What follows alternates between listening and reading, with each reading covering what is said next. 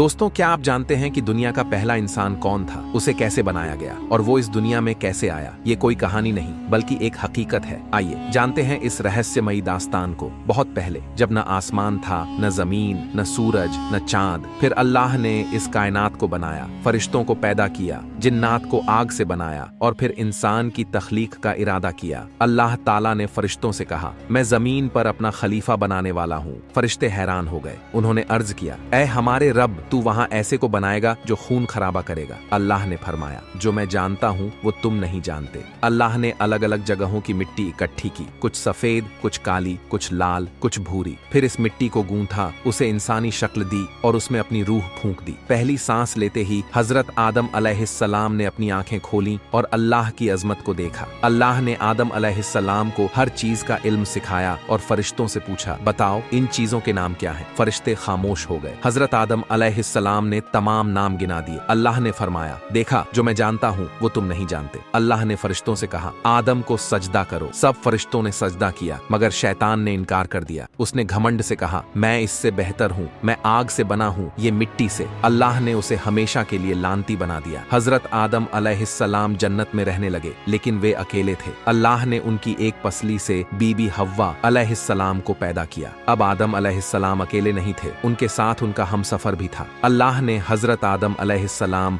और बीबी हव्वा अलैहिस्सलाम से कहा, तुम दोनों जन्नत में ही रहो, जो चाहो खाओ, सब इजाजत है, लेकिन इस दरख्त के पास मत जाना। ये एक इम्तिहान था, लेकिन शैतान की नजरें उन पर लगी रहती थीं। शैतान ने मौका देखते ही चौंका मारा और उनके कानों में फुसफुसाने लगा, ऐ आदम, अगर तुमने इस दरख्त का फल खा लिया तो हमेशा जन्नत में रहोगे। हजरत आदम और बीबी हव्वा अलैहिस्सलाम बहक गए। उन्होंने फल खा लिया। जैसे ही उन्होंने खाया, उनका जन्नती लिबास हट गया। वे घबराकर खुद को ढकने लगे। अल्लाह ने फरमाया, अब तुम जमीन पर जाओ, वहां रहोगे, मरोगे और फिर कयामत के दिन उठाए जाओगे। हजरत आदम अलैहिस्सलाम और बीबी हव्वा अलैहिस्सलाम को अलग अलग जगह भेज दिया गया। वो पहली बार अकेले थे, क्योंकि पहली बार इस दुनिया में भेजे गए थे। हजरत आदम अलैहिस्सलाम ने रो रो कर अल्लाह से तौबा की और अल्लाह ने उन्हें माफ कर दिया। अब इंसानियत की असली दास्तान वहीं से शुरू हुई और आज हम सब उसी नबी की औलाद हैं। दोस्तों, शैतान हमेशा इंसान को गुमराह करने की कोशिश करता है, लेकिन अल्लाह की रहमत से तौबा करने वाले को माफ कर दिया जाता है। क्या आप इस हकीकत से पहले से वाकिफ थे?